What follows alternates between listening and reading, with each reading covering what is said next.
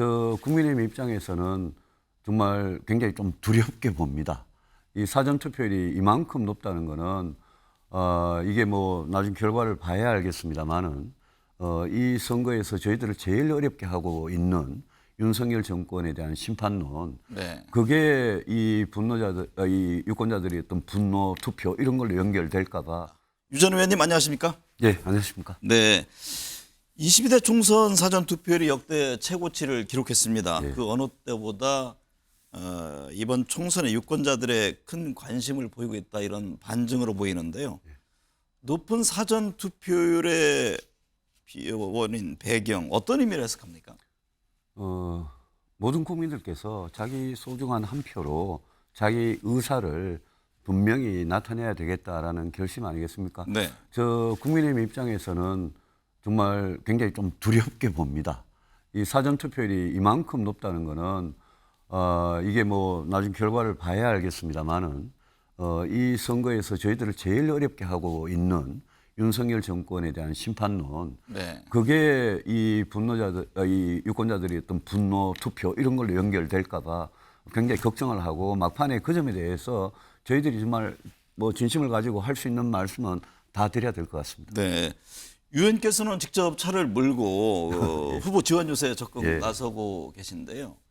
지금 후보들이 서로 와달라 이런 요청 쇄도한다면서요. 예, 뭐, 예, 여러 군데서 요청이 오고 주로 수도권입니다. 네. 여야 모두 높은 사전 투표율에 대해서 서로에게 유리하다는 주장을 하는데 현장에서 느끼는 민심의 체감도는 어떻습니까? 뭐 다 여론조사가 수도 없이 많이 나오고, 네. 또 저희 국민의힘 당에서도 조사를 뭐 했던 것 같고, 솔직히 굉장히 어렵습니다. 네. 굉장히 어려운 선거고, 험지라고 할 만한 국민의힘 후보들한테는 굉장히 어려운 그런 지역구들이 수도권에 특히 뭐 굉장히 많고, 충청권에도 그런 것 같고요.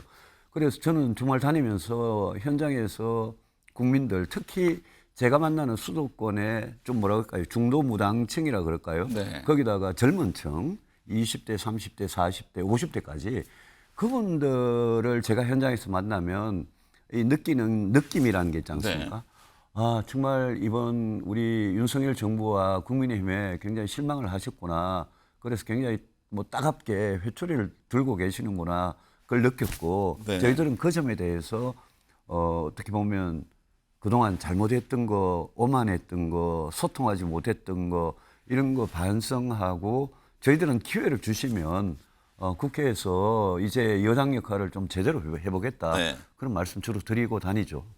각종 여론조사를 보면 정권 지원론과 심판론 중에 심판론이 선거 구도상 좀 더 우세한 걸로 나옵니다. 네.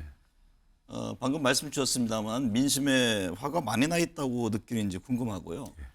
관련해서 여권은 그렇다면 이번 총선에 어떤 자세로 임하는 것이 필요하다고 보세요? 국민들께서 화가 굉장히 많이 나 계신다라는 거는 뭐 어느 현장을 가나 저는 체감을 하는 거고, 네. 저는 특히 우리 후보들이 굉장히 어려운 지역을 많이 다닙니다. 네. 뭐 험지라 그러는 거고, 또 격전지라고 하지만 우리 후보가 지금 뭐 뒤에서 겨우 쫓아가고 있는 이런 지역을 많이 다니는데, 제일 좀 화가 나신 부분은 저는 이 펀더멘탈에 그럴까요? 아주 네. 근본적인 국민의힘에 불리한 거는 민생 경제 문제라고 생각합니다. 경제요. 먹고 사는 문제.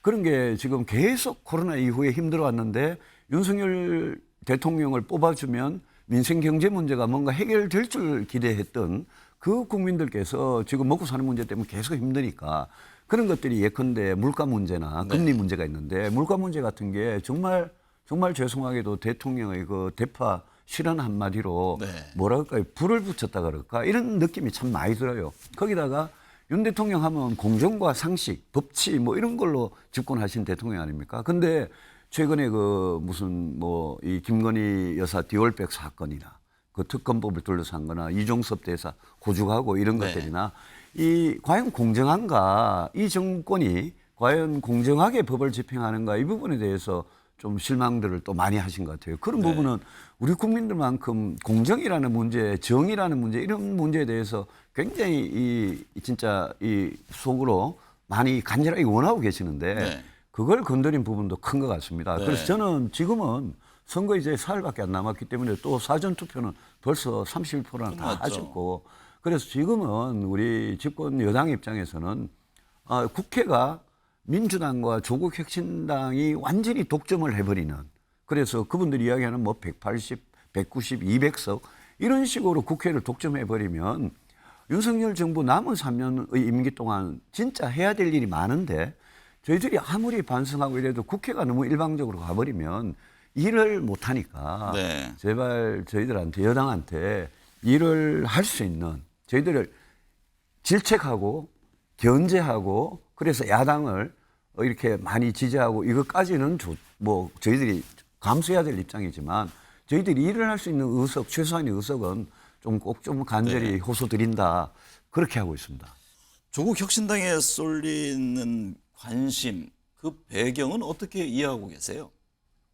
그 많은 국민들께서 조국 혁신당을 지지하셔가지고 지지도가 1위까지 나오고 네. 또 그게 이제 선거 결과를 이제 나중에 보면 알겠죠. 비례대표가 얼마나 많이 가. 근데 그걸 현실로 인정합니다. 받아들이지만 저는 그렇게 호소합니다. 조국 대표는 지금 고등법원에서 2년 징역형이 나온 사람이고 대부분 확정 판결만 나오면 정치를 할 수 없는 사람입니다. 민주당의 이재명 대표도 여러 지금 법원에서 유죄 판결 나오면 정치하기 힘든 분이죠. 근데 그런 민주당과 조국혁신당이 합친 지금 이 야권의 공세에 그런 저런 문제가 많은 대표들이 있는 야당임에도 불구하고 왜 저 야당한테 우리가 지금 이렇게 선거에서 고전을 하고 있나? 저는 그거를 정확히 이해하는 게 네. 저는 이번 선거에서 핵심이었다. 그걸 진작 거기에 대해서 우리가 낮은 자세로 진짜 당정 관계도 제대로 하고 국민의힘은 책임 있는 여당으로서 윤석열 정부가 잘못하면 잘못하고 잘못 간다고 따끔하게 지적을 하고 옳은 방향으로 갈 수 있도록 하는 게 민심을 전달하는 여당의 역할 아닙니까? 네. 그런 부분에서 저희들이 정말 아쉬웠다. 그런 자책과 함께 그 두 당이 지금 국회의 절대 다수를 만약 확보하면 그러면 국민들께서 앞으로 22대 국회 4년이 국회가 도대체 어떻게 되겠느냐. 네. 그래서 최소한 이게 뭐 입장이 거꾸로 됐습니다만 최소한 저희들한테 뭔가 견제와 균형을 통해서 국회 안에서 일을 할 수 있는 그런 의석을 여당에 좀 허락해 주십사 그렇게 호소를 드립니다. 지금 판세를 볼 때 전망이라는 게 뭐 쉽지 않습니다만 총선 결과 어떻게 예측하세요? 굉장히 어렵다는 말씀만 네. 드릴 수가 있고요. 저희들이 야당을 심판하겠다는 건 저는 잘못된 거라고 봅니다.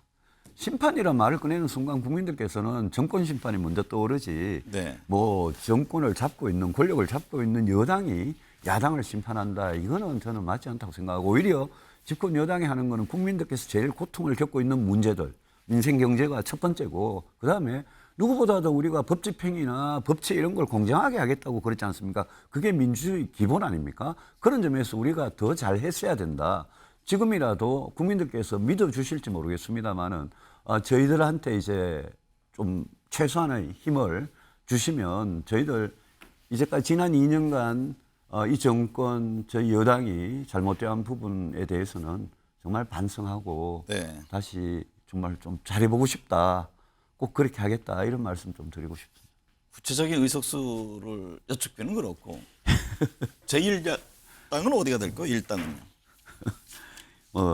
글쎄요. 저희들은 선거 앞두고 국민들께서 정해주시는 의석을 가지고 제가 선거를 사흘 앞두고 함부로 예측을 하는 건 좀 그렇고 저희들한테 끝까지 최선을 네. 다하고 저도 우리 후보들 끝까지 최선을 다해서 돕겠습니다. 총선 결과에 따라 정치 지형의 변화가 예상됩니다. 예. 아울러 각 대선 주자들의 명함도 엇갈릴 텐데요. 유 전 의원은 향후 어떤 역할을 할 것인지 궁금합니다. 당대표 출마 뒤에 대선 도전 이런저런 얘기가 나옵니다.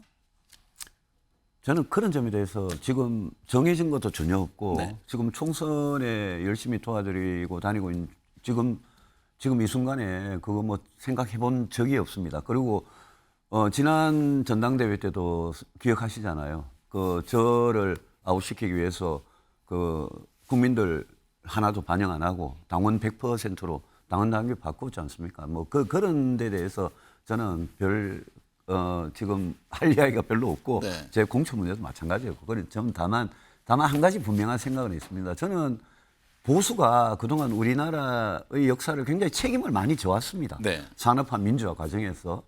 지금 나라가 뭐 정말 중요한 문제들이 굉장히 많은데 저는 보수 정치가 바로 서는 게 굉장히 중요하다고 생각하고 그런 점에서 우리 보수 정치의 개혁, 보수 정당의 개혁, 그걸 위해서 제가 열심히 노력해서 성과를 얻을 수가 있다면 저는 그게 굉장히 저한테는 보람 있는 일입니다. 네.